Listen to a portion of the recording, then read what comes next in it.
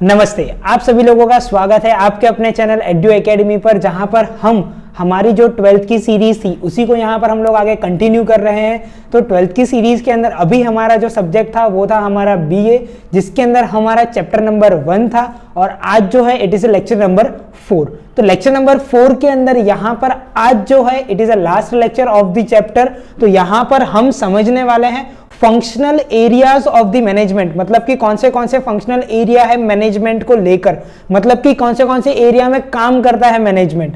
इससे पहले हमने फंक्शंस देखे, उससे पहले हमने और लेवल्स देखे। तो इस तरीके से हम पूरी वीडियो की सीरीज लेकर आ रहे हैं। तो यहां पर जो लास्ट टॉपिक है it is a functional area of the management. तो मैनेजमेंट का फंक्शनल एरियाज कौन से होते हैं जिसमें मैनेजमेंट काम करता है। तो फर्स्ट एंड द फॉरमोस्ट और सबसे इंपॉर्टेंट और मेरा फेवरेट, मार्केटिंग मैनेजमेंट। सेकेंड चीज ह्यूमन रिसोर्स मैनेजमेंट, जिसको हम बोलते हैं HRM। थर्ड, ये भी मेरा फेवरेट है, financial management. And fourth, production management. तो इस तरीके से 4 डिफरेंट एरियाज होते हैं जहां पर कंपनी इवन मैनेजमेंट इनके ऊपर काम करता है और अपने प्रोडक्शन को कंप्लीट करता है, अपने फाइनेंशियल चीजों को कंप्लीट करता है, अपने ह्यूमंस को मैनेज करता है एंड मार्केटिंग मैनेजमेंट यहां पर सारी चीजें होती है। तो आगे हम इन्हीं चीजों को अच्छे से समझते हैं। तो सबसे पहली चीज, first, marketing management. Marketing management यानी क्या होता है? सबसे पहली बात, ये जो फर्स्ट वर्ड है ना, ये बहुत ही ज्यादा इंपॉर्टेंट और बहुत ही ज्यादा प्यारा वर्ड है। It is a marketing word. अब मार्केटिंग यानी क्या है? मार्केटिंग मैनेजमेंट एक ऐसी एक्टिविटी है of providing goods and service from producer to the customer. Marketing management क्या बताया गया यहां पर अपने चैप्टर के अंदर, इसको एक एक्टिविटी बताई गई है जो क्या प्रोवाइड करती है, गुड्स एंड सर्विस प्रोवाइड करती है। किन से किन तक प्रोवाइड करेगी आपको ये? प्रोड्यूसर से कस्टमर तक। मार्केटिंग मैनेजमेंट कौन सी चीजों को इंक्लूड करता है अपनी इन एक्टिविटीज के अंदर? सबसे पहली चीज, exchange of goods. Second, market resources. Third, distribution method. Fourth, sales promotion. And fifth, insurance. और भी बहुत सारी चीजों को यहां पर इंक्लूड करता है मार्केटिंग मैनेजमेंट, बट ये जो है they all are the major activities जो मार्केटिंग मैनेजमेंट परफॉर्म करता है हर बार। नेक्स्ट बोला गया है कि this process decides the necessity of the customer. ये जो पर्टिकुलर प्रोसेस को अगर आप फॉलो करोगे तो आपको कस्टमर की नीड क्या है, कस्टमर की नेसेसिटी क्या है, वो आपको आसानी से और बहुत जल्दी से पता चल जाएगी। नेक्स्ट, ये क्या करता है? रॉ मटेरियल्स को कन्वर्ट करेगा इनटू द फिनिश गुड्स, या तो आप बोल सकते हो फाइनल प्रोडक्शन। जो भी रॉ मटेरियल होगा वो कंज्यूमर कंज्यूम कर सके, इस तरीके से उसको वहां पर बनाया जाता है। अब यहां पर मैं ऐसा क्यों कह रहा हूं? बिकॉज देखिए, मार्केटिंग मैनेजमेंट मतलब क्या होता है? मार्केटिंग के अंदर जितने भी लोग होते हैं they all are the ground players. उनको ग्राउंड के अंदर जितने भी कॉम्पिटिटर्स है उनका पूरा नॉलेज होता है, उनको हर एक चीज पता होती है इस पूरे सिस्टम के अंदर। तो वहां पर उन लोगों को बहुत ज्यादा इंपॉर्टेंस दिया जाता है, उनकी बातें बहुत ही अच्छी तरीके से मानी जाती है। मानने का रीजन यही है बिकॉज उनको कोर इफेक्ट पता है मार्केट की क्या हो रही है, उनके प्रोडक्ट के अंदर क्या चीज की कमी है, बाकी के प्रोडक्ट्स के अंदर क्या चीज के एड ऑन्स है। तो इसीलिए यहां पर क्या है कि वो लोग आपको सजेस्ट करते हैं कि ये रॉ मटेरियल्स लो, ये गुड्स और सर्विस लो जो आप फाइनल कंजम्पशन के अंदर कन्वर्ट करो, जिससे कंज्यूमर उसको इजीली कंज्यूम कर पाएगा। तो उनको मार्केट का कोर इफेक्ट वहां पे पता होता है। तो this method satisfy the needs of the customer. यहां पर कस्टमर की नीड्स को सेटिस्फाई करना है तो आपको मार्केटिंग मैनेजर्स की बातें माननी ही पड़ेगी। नेक्स्ट बोला गया है इंपॉर्टेंस। इंपॉर्टेंस के अंदर यहां पर एक ही वर्ड बोला है कि optimum use of the resources. Marketing management यहां पर ये बहुत ही अच्छी चीज बताई गई है कि मार्केटिंग मैनेजमेंट क्या करता है कि जितने भी रिसोर्सेज आपके पास अवेलेबल है वो सारे रिसोर्सेज को आप मैक्सिमम यूटिलाइज किस तरीके से कर सकते हो, ये आपको वो चीजों के लिए गाइड करेगा। नेक्स्ट, इसका एम क्या है? यहां पे मार्केटिंग मैनेजमेंट का एम यही होता है डिमांड क्रिएट करना, जो भी चीज आप बेच रहे हो चाहे वो गुड्स है या सर्विस है। तो इस तरीके से यहां पर मार्केटिंग मैनेजमेंट का कुछ डेफिनेशन, इंपॉर्टेंस और उसका एम बताया गया था। अब मार्केटिंग मैनेजमेंट जो है ना, ये 4 चीजें इंक्लूड करता है। इसको अगर मैं आपको पर्सनली बताऊं तो ये बहुत वास्ट टॉपिक है, मतलब कि 4 Ps of the market. Next जब अपना चैप्टर आएगा मार्केटिंग मैनेजमेंट, उसके अंदर ये ऑलरेडी इंक्लूड करा गया है 4 पीस ऑफ द मार्केट, और वहां पर इसको बहुत ही डीप डाउन तरीके से बताया गया है कि 4 पीस कैसे काम करते हैं। And this is the most important thing. कल को आप अगर कभी भी बिजनेस करते हो, या तो अगर आपको कोई भी बिजनेस को समझना है, अगर आपने उसके 4 पीस समझ लिए, तब आपको ऑटोमेटिकली पता चल जाएगा कि इसका बिजनेस फ्लो क्या है, इसकी बिजनेस साइकिल किस तरीके से रन होती है। सबसे पहली चीज आती है हमारा प्रोडक्ट, या तो आप बोल सकते हो प्रोडक्ट मिक्स। नेक्स्ट है हमारा प्राइस, थर्ड है हमारा प्लेस, फोर्थ है हमारा प्रमोशन। तो product, price, place, promotion, they all are the 4 Ps of the market, जिसके बेस पे कभी भी कोई भी कंपनी जो है वो डायरेक्ट डिसीजन ले सकती है इन 4 पीस के बेस पे। अब सबसे पहली चीज प्रोडक्ट। प्रोडक्ट मतलब कि पहली बात, प्रोडक्ट यानी यहां पर क्या होता है कि decision regarding the development of the new product include. अगर आप नया प्रोडक्ट बनाने जा रहे हो तो वहां पर कौन सी चीजों को आप इंक्लूड करोगे। सबसे पहला, उसका अपीयरेंस किस तरीके से होगा, किस तरीके से वो दिखेगा, colour, size, shape, weight, print, ऐसे बहुत सारी चीजें, जैसे पैकिंग हो गया, guarantee of work, after sale service, ये सारी चीजों को ध्यान रखना होता है जब आप प्रोडक्ट मिक्स कर रहे हो तब। Next and the most important thing, price. यहां पर आपने प्रोडक्ट तो बना लिया, लेकिन बारी आती है उसको बेचने की, कौन सी प्राइस में मैं उसको बेचूंगा। तो यहां पर customer experts goods quality at a reasonable rate. अब यहां पर कस्टमर क्या करता है, यही एक्सपेक्ट करता है हर बार हर एक बिजनेस से कि भाई उनको अच्छी क्वालिटी का सामान मिले एक रीजनेबल रेट के ऊपर, जो वो खरीद सके, कंज्यूम कर सके और उनकी नीड्स को वो फुलफिल कर सके। तो प्राइस डिसीजन इंक्लूड्स, सबसे पहला सेल्स पॉलिसी, हमारी सेल्स की पॉलिसी क्या है उसके ऊपर से हमारा प्राइस का डिसीजन होगा। क्रेडिट पॉलिसी क्या है, नेक्स्ट डिस्काउंट पॉलिसी क्या रहेगी, वेयर हाउस के अंदर सेल्स किस तरीके से होता है, कमीशन एंड द मीडिएटर्स क्या है, हमारे रिटेल सेल्स की पॉलिसी क्या है। मतलब बहुत सारे पैरामीटर्स को ध्यान में रखने के बाद एक प्राइस डिसाइड करी जाती है। अब आप खाली एक बार सोच के देखना कि जो आप माचिस लेते हो वो 1 रुपए की या 2 रुपए की आती है, उसकी प्राइस के पीछे इन लोगों ने कितना दिमाग लगाया होगा, जब जाके उसकी प्राइस उन लोगों ने सिर्फ एट बेयर मिनिमम कॉस्ट 1 रुपी या 2 रुपी रखी है। तो यही प्राइस डिसाइड करने का एक कोर फैक्टर होता है। नेक्स्ट वहां पर बात करें हमारा प्लेस एंड डिस्ट्रीब्यूशन। तो प्लेस एंड डिस्ट्रीब्यूशन भी बहुत ज्यादा जरूरी है। Distribution mix includes, distribution mix क्या क्या चीजों को इंक्लूड करता है। अब डिस्ट्रीब्यूशन मिक्स यानी यहां पर क्या होता है कि decision regarding various way of selling like. अब किस तरीके से आप बेच सकते हो आपके सामान को। सबसे पहला डायरेक्ट सेल आप कर सकते हो उसका, through the wholesaler, through the retailer, या तो फिर problem related to the transport. अब आप इन तीनों चीजों में, इन तीनों या चारों चीजों के अंदर आप वहां पर प्लेस ऑफ डिस्ट्रीब्यूशन को आपका सुधार सकते हो। आप अगर इन सारी चीजों के ऊपर काम करोगे, प्लेस ऑफ डिस्ट्रीब्यूशन आपका ऑटोमेटिकली जो होगा वो ड्रास्टिक तरीके से और बहुत अच्छी तरीके से वर्क करेगा।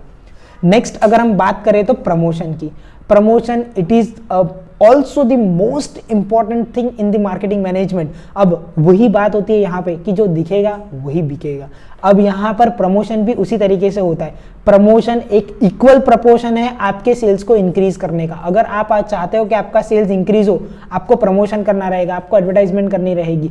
जब तक आप प्रमोशन और एडवर्टाइजमेंट नहीं करोगे तब तक किसी को भी पता नहीं चलेगा कि आप कहीं पे एग्जिस्ट करते हो।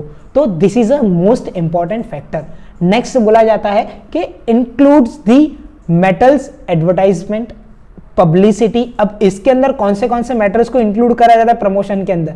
सबसे पहला एडवर्टाइजमेंट को इंक्लूड करते हैं, दूसरा पब्लिसिटी को इंक्लूड करा जाता है, तीसरा sales through salesman, attracting the customer, attracting the trader. तो यहां पर बहुत सारे डिफरेंट आप टेक्निक्स को यूज कर सकते हो आपके प्रमोशन करने के लिए।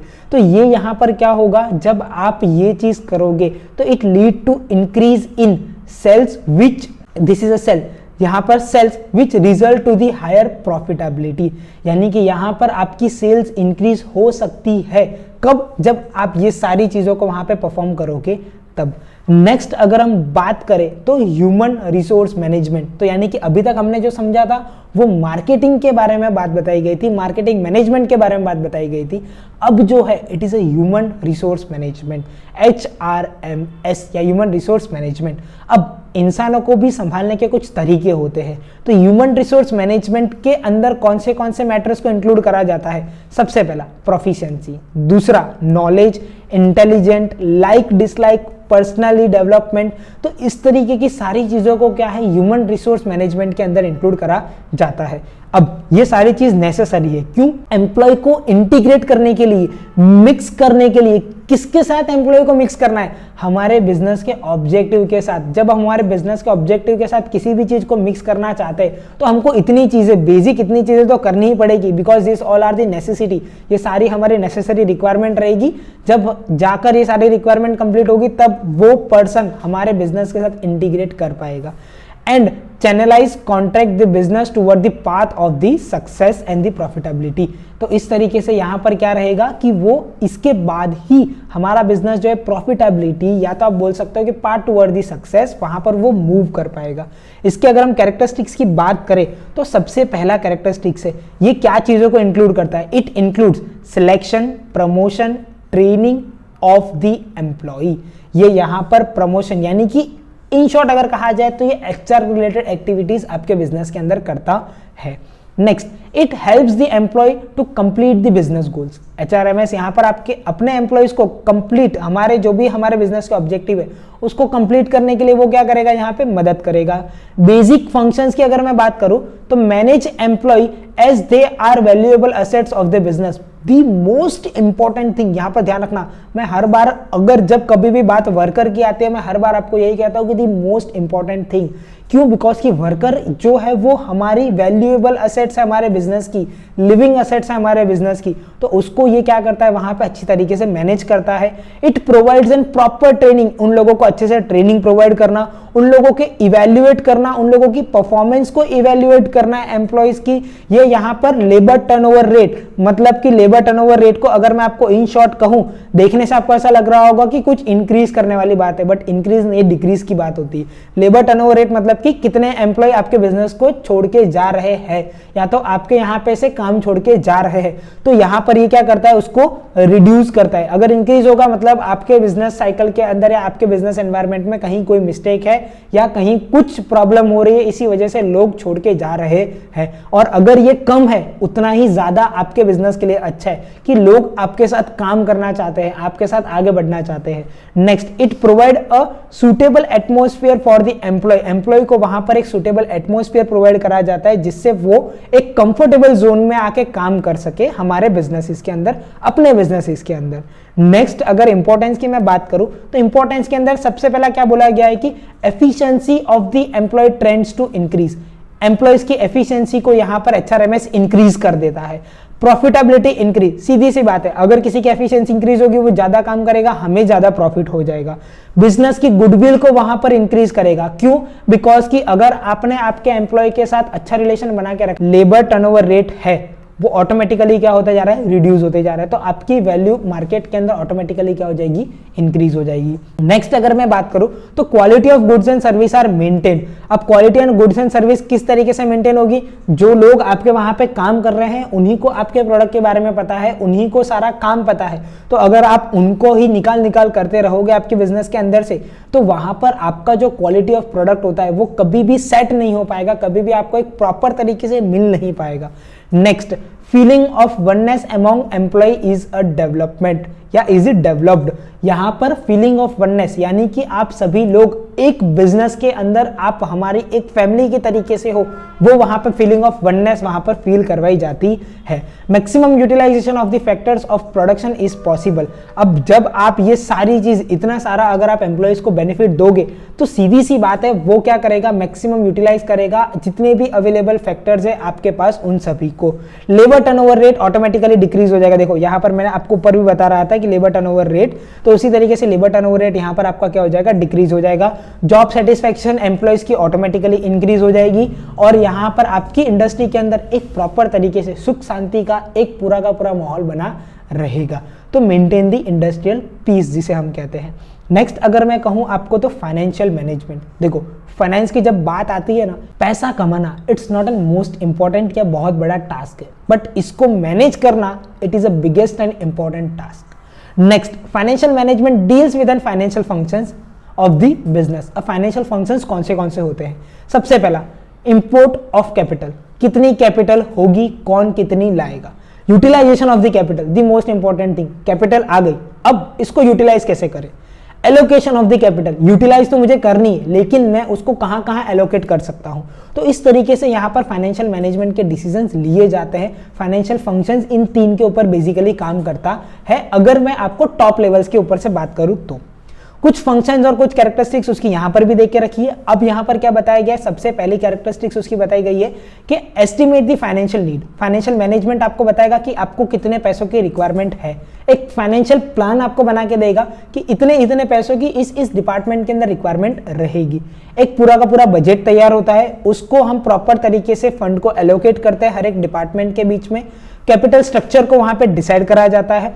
Carry out the process of acquiring the finance, अगर आपके पास कैपिटल स्ट्रक्चर डिसाइडेड है, कैपिटल स्ट्रक्चर भी एक बहुत ही अच्छा टॉपिक है। कैपिटल स्ट्रक्चर जब आएगा, जब अपना फाइनेंशियल मैनेजमेंट वाला चैप्टर आएगा, तब मैं आपको वहां पे कैपिटल स्ट्रक्चर बताऊंगा, कैपिटल स्ट्रक्चर क्या होता है और किस तरीके से कैपिटल स्ट्रक्चर बनाया जाता है, और उसी के बेस पर ही मैं फाइनेंस को एक्वायर करता हूँ। फाइनेंस ऐसे ही नहीं आता है, आज मैंने सोचा मुझे 100 करोड़ चाहिए, मैं बैंक में जाकर नहीं ले लूंगा, उसको पूरा का पूरा एक मैनर में मुझे लेना पड़ता है। पर मतलब कहीं से भी मैं अगर उसे एक्वायर कर रहा हूँ, कहीं से भी मैं पैसा ले रहा हूँ, तो उसका एक तरीका होता है लेने का पैसे को। अब next, to see that the acquired fund is properly utilise. अब आपने फंड तो एक्वायर कर लिया, लेकिन अगर आप उसको प्रॉपर्ली यूटिलाइज नहीं कर पाओगे ना, तो वो भी आप ही का एक हेडेक बन जाएगा। Next, to form a financial policy, आपकी फाइनेंस की पॉलिसीज क्या क्या रहेगी वो भी आपको वहां पर डिसाइड करनी है या आपको पहले से बता देनी है। Next, to plan the tax, अब इतना पैसा अगर आपने कमा लिया है तो कुछ बात टैक्स की भी यहाँ पर होनी चाहिए, तो आपको टैक्स किस तरीके से पे करना है, किस तरीके से आपको टैक्स को लेकर पूरा प्लानिंग करना है, उस चीज को भी आप यहाँ पे डिसाइड करोगे। To make the arrangement of the assets, जितनी भी आपके पास असेट्स है, आप उन्हीं सब असेट्स का क्या करोगे, अरेंजमेंट करोगे। असेट्स का मतलब होता है कि वहां पर आपकी फिजिकल असेट्स होती है, या तो लैंड हो सकता है, मशीन, प्लांट, फर्नीचर, या कुछ भी चीज हो सकती है, तो उनका आप वहां पर क्या करोगे, अरेंजमेंट करोगे। Next and the last thing हमारा यहाँ पे प्रोडक्शन मैनेजमेंट। अब प्रोडक्शन मैनेजमेंट किस तरीके से काम करेगा, प्रोडक्शन यानी क्या होता है कि हमने सारे रॉ मटेरियल खरीद लिए, सब कुछ परचेस कर लिया है, अब बारी आती है उसको प्रोडक्शन में डालने की। जैसे मैंने प्रोडक्शन में डाला, फिनिश गुड्स बन के तैयार हो जाएगा वो। अब यहां पर production management is a process that includes, production management क्या चीजों को इंक्लूड करता है, सबसे पहला प्रोडक्शन की प्लानिंग को वो इंक्लूड करता है। मेरे को किस तरीके से मैन्युफैक्चरिंग करना है, किस तरीके से मैं प्रोड्यूस करूंगा कोई भी गुड्स को। डिसाइडिंग दी प्रोग्राम्स, अब उसके ऊपर यहाँ पर प्रोग्राम्स को डिसाइड करा जाता है, कौन से प्रोग्राम्स वहां पे परफॉर्म होंगे उस प्रोडक्शन प्लानिंग के अंदर। Next, maintaining the coordination, coordination हर एक के बीच में मेंटेन करके रखना, हर एक डिपार्टमेंट के बीच में कोऑर्डिनेशन मेंटेन करके रखना, that is the part of the production management. Directions उन लोगों को प्रोवाइड करना, कंट्रोलिंग देना, तो ये सारी चीज जो होती है वो प्रोडक्शन मैनेजमेंट के अंदर इंक्लूड होती है। इसके अंदर भी यहाँ पर हमको कुछ इसके यहाँ पर फंक्शंस एंड कैरेक्टरिस्टिक्स बताए गए हैं। तो फंक्शंस एंड कैरेक्टरिस्टिक्स की बात करें तो सबसे पहला decided on the production plan, सबसे पहला मुझे डिसीजन लेना है कौन सा प्रोडक्शन प्लान होगा। Next, undertake and production research, अब उसके बाद प्लान मैंने डिसाइड कर लिया, अब बारी आती है उसको रिसर्च करने की, अब मैं करूंगा उसके ऊपर रिसर्च। अब रिसर्च जैसे ही कंप्लीट होगी तो सिलेक्शन, प्रोडक्शन, डेवलपमेंट। अब यहां पर आपको क्या करना है, जो भी चीज आपने सिलेक्ट करी है उसको डेवलपमेंट स्टेज में आपको लेकर आना पड़ेगा। Select the technology and the machine, development करने के लिए कौन सी मशीन लगेगी भाई, कौन सी टेक्नोलॉजी का यूज करूं मैं उसके अंदर, वो चीज भी हमें यहां पर बतानी रहेगी। Decision regarding the selection of location, अब वहां पे मशीन टेक्नोलॉजी भी डिसाइड हो गई कि भाई ये मशीन ये टेक्नोलॉजी यूज होगी, लेकिन जगह तो डिसाइड करनी पड़ेगी जहां पर मैं ये इजीली एक्सेसिबल कर सकूं इन सारी चीजों को। Estimate requirement of the material, ये सब कुछ हो गया, अब बारी आती है मुझे मटेरियल खरीदने की, क्योंकि मेरा प्लान तैयार है, मैंने सारे प्रोडक्शंस के रिसर्च कर लिया, मैंने उसका पूरा डेवलपमेंट तैयार कर लिया, मैंने टेक्नोलॉजी मशीन्स भी एक्वायर कर ली, लोकेशन भी ले ली। अब बारी आती है मेरी क्या कि भाई मुझे मटेरियल लेना पड़ेगा, काम शुरू करना है। तो अब यहाँ पे काम शुरू करने के लिए मैंने मटेरियल ले लिया। To have and production control, अब यहाँ पर आपको आपके प्रोडक्शन के ऊपर कंट्रोल होना बहुत ज्यादा जरूरी है। To have an quality control भी होना चाहिए। अगर आप प्रोडक्शन कर रहे हो तो सिर्फ प्रोडक्शन ही उसका मोटिव नहीं होता है, उसके अंदर क्वालिटी भी उतनी ही ज्यादा इंपॉर्टेंट होती है। तो इस तरीके से यहाँ पर क्वालिटी को भी इंपॉर्टेंस दिया जाता है। Control expense and increase the productivity, यहाँ पर आपके एक्सपेंस को आपको कंट्रोल करना है एंड आपकी प्रोडक्टिविटी को आपको यहाँ पर क्या करना रहेगा, इंक्रीज करना रहेगा। Next, variation and the simplification in the, अब आपको यहाँ पर आपके वेरिएशन एंड द सिंप्लीफिकेशन पता होने चाहिए आपके प्रोडक्ट्स को लेकर।